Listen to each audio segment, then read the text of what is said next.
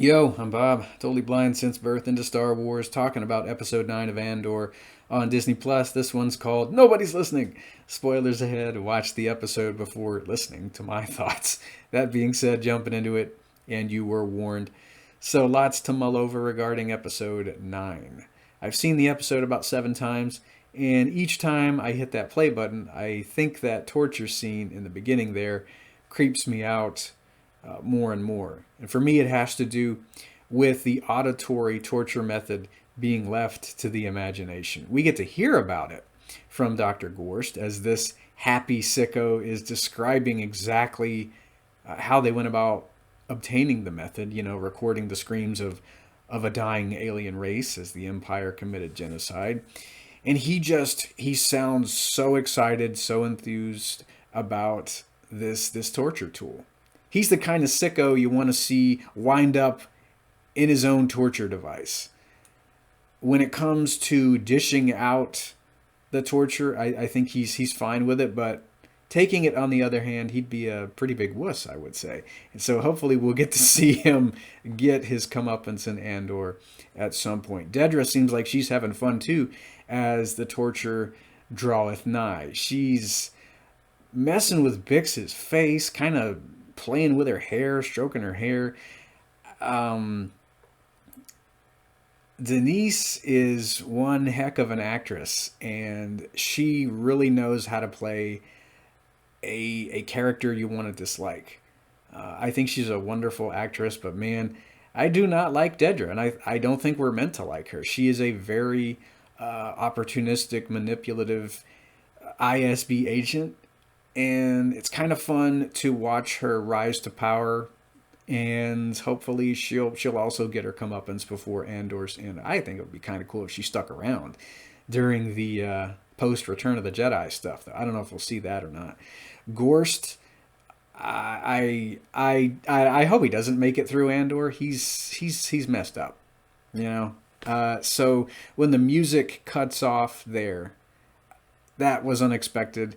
I kind of expected the music to go through the torture scene, but when those headphones get placed on Bix's head there, the music cuts out. Well, the audio description doesn't describe exactly when they're placed on her head, but I'm guessing it's when the music cuts out because we are meant to be right there with Bix in a sense. We don't hear anything. We hear her panting. She hears her own panting in her ears. We get to see Gorst going over to that console. And then when Adrena lets out that blood-curdling scream there, that got a jump out of me. I was wearing headphones, funnily enough. Had the volume down to 45 or so.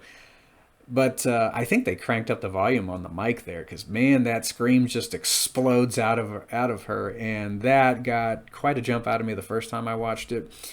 I brace myself every time, but, ooh, boy, that still goes right through me. She is quite a screamer. Man. So Dedra's having some fun. Cyril is having some fun being Dedra's fanboy, I guess. Unbeknownst to Dedra, he's been waiting outside of her workplace off and on and gearing himself up to thank her. Apparently, he's been promoted and he feels like she has everything to do with that. Let his mama know that he's been promoted. She gave him a little arm squeeze.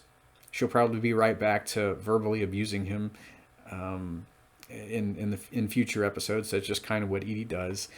But he's happy to let Dedra know that, oh yes, I've been waiting to see you and thank you, and we're kindred spirits, yada yada yada. He didn't say anything about kindred spirits, but he feels like he has a connection with her because they're both trying to look for Andor. I'm kind of worried what he's going to do if she rejects him enough times. He seems like the type of person to hurt a lot of people if he's rejected one too many times. He feels like a live wire in human form, if that makes sense. Cyril Karn gives off this nervous, unstable, anxious energy. And to Kyle Solar's credit, I mean, it's a character that you're meant to feel uncomfortable with. You don't know what this guy is going to do. I would like to see them form an alliance. It'll probably be a short and unstable alliance. They're both looking for Andor, but who knows? I want to say if he's rejected too many times, he might try to somehow usurp what she's doing. Or she might use him. Maybe he'll wind up in a prison somewhere once she's gotten what she needs. Dedra is a very opportunistic, manipulative character.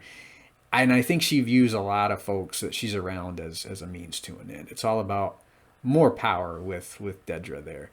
So let's see here. I like seeing Partagaz in this episode. He's an interesting character to watch. You know, they captured that rebel pilot, so now they know a bit more about Spellhouse, and he seems like a cat who's just got the cream, to quote my late great grandmother. He seems to be having a very good day as the episode progresses. They've got more information about that. They've got more information about Andor. They're trying to connect him to the Aldani raid there. And yeah, he seems like he's having a very good day. We get to see Mon Mothma meeting with her cousin in this episode. Cool that it turned out to be Vel. And Mon tells Vel to go home, be a clueless rich girl for a while, put on that mask, because the family's kind of getting suspicious as to where she's been. I like how she gives it right back to Perrin. You know, he makes that crack about you're too old to have a husband. You might as well seek a widower at your age. And she's like, oh yeah, because all the good ones are taken there.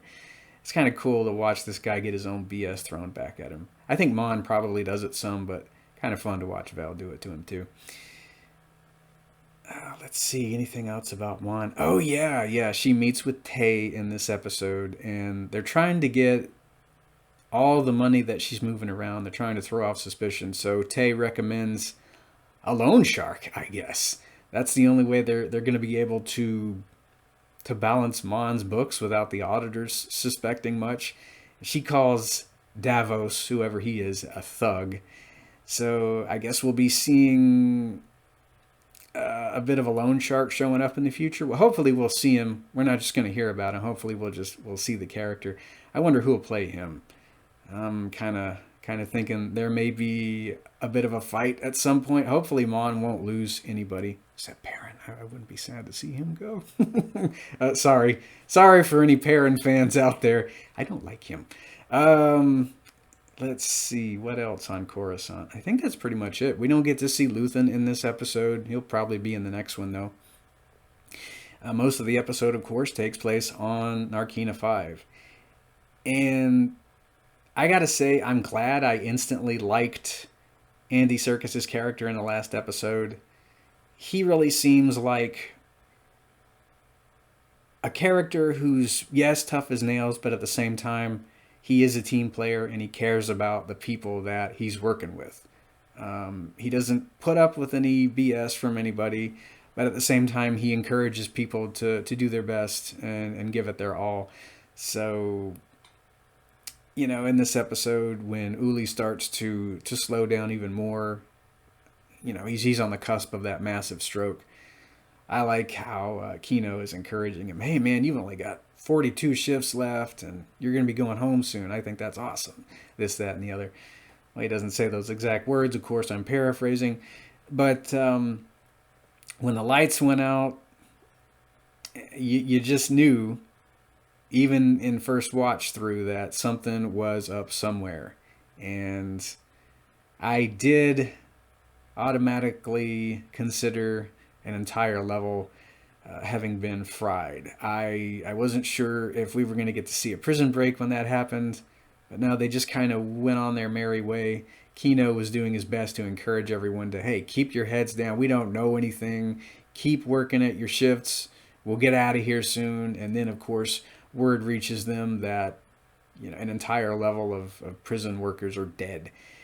And Kino's getting more upset. He seems to use Melshi as a punching bag when he gets upset about something. Not cool there, Kino. Not cool. But, you know, when we reach the end of the episode and Uli has that stroke there, I felt like it was a bit of a heartbreaking scene.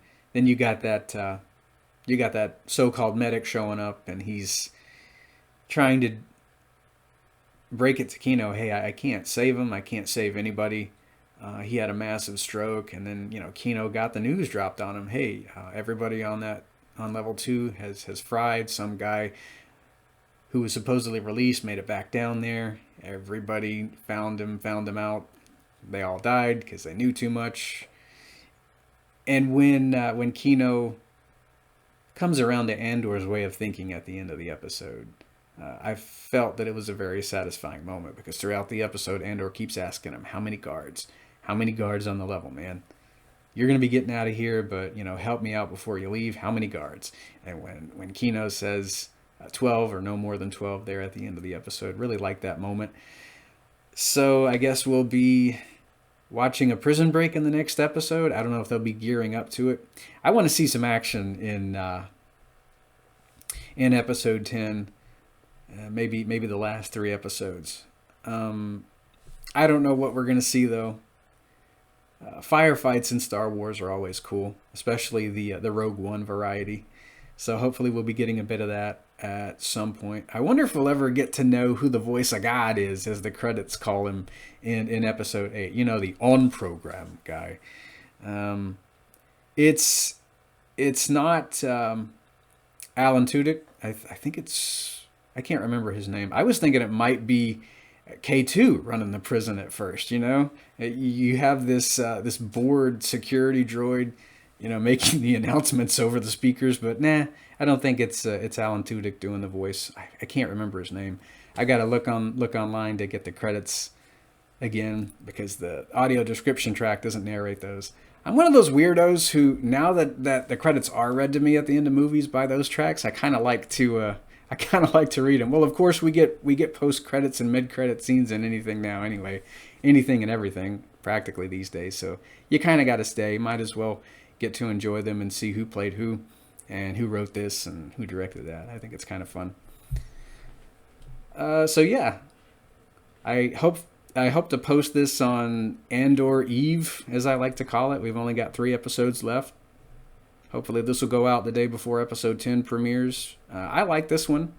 Wondering what we're going to be in for during the final 3 episodes of season 1. I think season 2 starts filming pretty soon, like the 20th or the 21st of November. So that's cool. Can't wait to see more of this. I guess I'll hear you guys next time. May the Force be with you. Let's see, what could an admonition be before I sign off? You've only got 42 more shifts. Yeah, how about that? Okay, bye-bye.